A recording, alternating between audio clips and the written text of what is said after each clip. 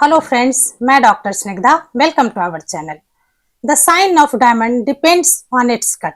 जिस तरह हीरे की चमक उसकी कटिंग पे निर्भर करती है, उसी तरह खाद्य पदार्थ का जो न्यूट्रिशन है वो हमारे शरीर में तभी बेहतर तरीके से लगेगा जब उसे हम सही तरीके से खाएंगे। कुछ ऐसे खाद्य पदार्थ हैं जो न्यूट्रिशन से भरपूर है, सुपर फूड भी माने जाते हैं, लेकिन वो हम खाते हैं तो हमें परेशानियां बढ़ जाती हैं। आज हम कुछ ऐसे ही खाद्य पदार्थों की बात करेंगे जिसके लेने के तरीके में अगर हम बदलाव कर लें तो हमारे लिए बहुत ही बेनिफिशियल हो जाएंगे। इनमें पहला है दाल। दाल प्रोटीन और फाइबर से भरपूर है। इसमें बहुत सारे माइक्रो न्यूट्रिएंट्स भी पाए जाते हैं। फिर भी बहुत सारे लोग कहते हैं जब मैं दाल खाता हूँ तो मुझे गैस या ब्लोटिंग होने लगती है। दरअसल प्रॉब्लम दाल में नहीं बल्कि उसके पकाने और खाने के तरीके में है। दाल जब भी हम पकाते हैं तो उसे डायरेक्ट धो के कुकर में चढ़ा देते हैं। ऐसा नहीं करना चाहिए। जब भी हम छिलके वाली दाल लेते हैं, चना लेते हैं, लोबिया लेते हैं, राजमा लेते हैं, तो उसे हम कुछ देर सोक करते हैं या ओवरनाइट सोक करते हैं। जबकि हम बिना छिलके वाली दाल जब बनाते हैं, पीली दाल जिसे कहा जाता है, वो बनाते हैं तो उसे हम डायरेक्ट यूं ही चढ़ा देते हैं। ऐसा नहीं करना चाहिए। जब भी हम मसूर, चना या मूंग बिना छिलके वाली दाल बनाए तो उसे भी 3-4 घंटे भिगो कर रखेंगे। अगर हम ऐसा करेंगे तो उसे पचने में भी हमें आसानी मिलेगी और उसके न्यूट्रिएंट्स हमारे शरीर में बेहतर तरीके से अब्जॉर्ब होंगे। इसलिए इन दालों को पकाने से पहले आप जरूर उसे भिगो कर रखें और उस पानी को फेंके नहीं, वरना उसके बहुत सारे न्यूट्रिएंट्स निकल जाएंगे। इसके साथ साथ हमें दाल में अदरक, तेजपत्ता जैसे वातहर जो मसाले हैं उसका प्रयोग करना चाहिए ताकि हमें गैस कम बने। और जब उसकी छौंक लगाते हैं तो बहुत ज्यादा तेल या लाल मिर्च का इस्तेमाल न करके हम जीरे और हींग का छौंक लगा सकते हैं। यह हमें दाल को पचाने में, हमें दाल को गैस और ब्लोटिंग की समस्या से न करने देने में मदद करेगा। इसलिए दाल को अगर हम इस तरह से बनाएंगे और खाएंगे तो हमें पूरे फायदे इसके मिलेंगे, क्योंकि यह मसल बिल्डिंग में भी बहुत ही लाभकारी है। अगर बच्चा बढ़ रहा है, ग्रोइंग स्टेज में है, तो मसल बिल्डिंग होता है। अगर आप 50 प्लस है या 40 प्लस है तो हमारा मसल रिपेयर करता है, क्योंकि प्रोटीन की अच्छी मात्रा रखता है। इसके साथ साथ एक ही तरह की दालें कभी ना लें। दालें बदल बदल कर खाएं। मसूर की दाल, कभी मूंग की दाल, कभी अरहर की दाल लें, क्योंकि हर दाल में जो 9 एमिनो एसिड्स होते हैं वो नहीं पाए जाते हैं। हर दाल में अलग अलग होते हैं। किसी में किसी की कमी होती है, किसी में किसी की कमी होती है। अगर हम बदल बदल के लेंगे तो जो 9 एसेंशियल एमिनो एसिड्स हैं वो हमें प्राप्त हो जाएंगे। इसलिए इस बात का जरूर ध्यान रखें। दूसरा खाद्य पदार्थ है चावल। चावल बहुत लोग कहते हैं कि इसे खाने से हमारा मन भारी भारी लगता है, आलस जैसा लगता है। दरअसल होता यह है कि चावल जो होता है ग्लूटेन फ्री है, जो कि बहुत ही अच्छा होता है। लेकिन जब हम इसे पकाते हैं तो इसके साथ भी वही बात होती है, इसे हम भिगोते नहीं है। इसे भी हम 3-4 घंटे तक भिगो दें और जितनी जरूरत है आप अंदाज कर लें। दरअसल होता यह है कि जितना आप चावल लेते हैं उसके डबल अगर आप पानी लेंगे और उसे छोड़ देंगे कुछ देर के लिए फूलने नहीं या भिगोने के लिए, और तब बनाएंगे तो आपको बगैर मार निकाले चावल पक जाएगा और वो चावल खाएं, आपको बहुत फायदा देगा। लेकिन अगर आप डायबिटिक हैं तो उसका मार जरूर निकालें।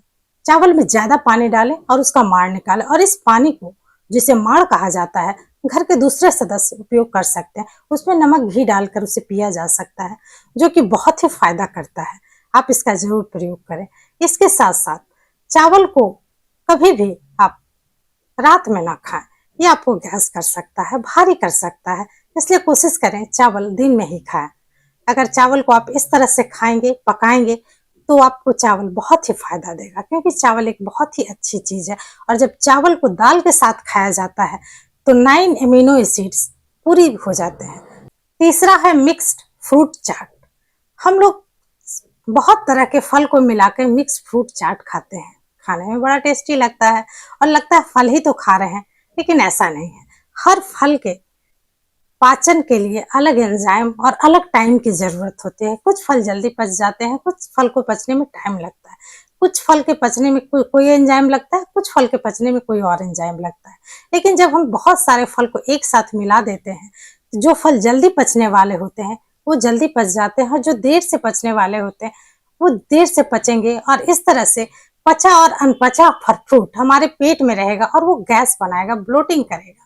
इसलिए जब आपने गौर किया होगा, जब भी आपने मिक्स फ्रूट चाट खाया होगा तो आपको गैस या ब्लोटिंग की समस्या जरूर हुई होगी। इसलिए आप फल खाएं, बेशक खाएं, लेकिन कभी उसे मिक्स करके ना खाएं, अलग अलग खाएं।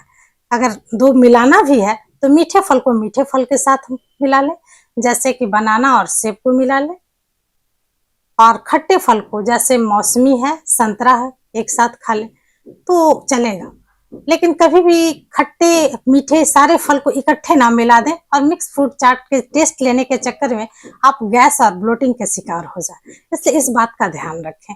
फल का जरूर सेवन करें, लेकिन एक फल का सेवन करें। अगर 2-3 फल खाने हैं तो थोड़ा थोड़ा इंटरवल देकर खा लें।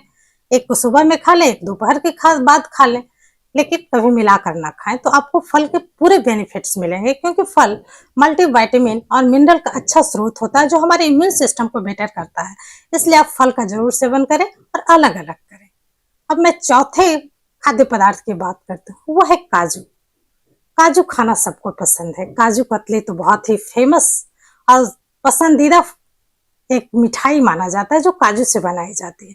इसी तरह भुने हुए काजू को चाय के साथ स्नैक्स के रूप में लेना हम सबको पसंद है, लेकिन काजू को अगर हम गलत तरीके से लेते हैं तो ये हमें नुकसान पहुंचाता है और कुछ लोगों को यह स्किन रैशेस, कब्जियत और वजन को बढ़ा देता है। दरअसल काजू को खाने का तरीका यह है कि काजू को कभी भी कच्चा ना खाएं और बहुत ज्यादा मात्रा में ना खाएं। काजू अगर खाना है तो 7-8 काजू खाएं और काजू को भून कर खाएं या फुला कर खाएं, पानी में सोख करके खाएं। काजू को कभी भी कच्चा ना खाएं। अगर आप ऐसा करेंगे तो इससे होने वाली समस्याओं का सामना आपको करना पड़ेगा। आयुर्वेद के अनुसार काजू को अगर हम बगैर नमक के भून कर खाते हैं तो ये हमें हमारे वजन को कम करेगा, जबकि अगर हम उसे तेल में भून कर खाते हैं तो ये हमारे वजन को बढ़ाएगा। दूध में फुलाकर पीस कर खाते हैं तो यह भी हमारे वजन को बढ़ाएगा। इसलिए खाने का तरीका बहुत इंपॉर्टेंट है। आप इस तरीके को जरूर फॉलो करें और अंधाधुंध कोई भी चीज अगर सुपर फूड है तो उसे खाते ना जाए, बल्कि यह भी ध्यान दें कि उसे खाया किस तरह जाए, कितनी मात्रा में खाया जाए और कब खाया जाए। अगर हम इन बातों का ध्यान रखेंगे तो जितने भी खाने हैं सब हमारे शरीर में बहुत अच्छी तरह से अपने न्यूट्रिएंट्स को एब्जॉर्ब करवा पाएगा और हम स्वस्थ रहेंगे। इन बातों का ध्यान रखें और अपने स्वास्थ्य को बनाए रखें। खुश रहें, स्वस्थ रहें। धन्यवाद।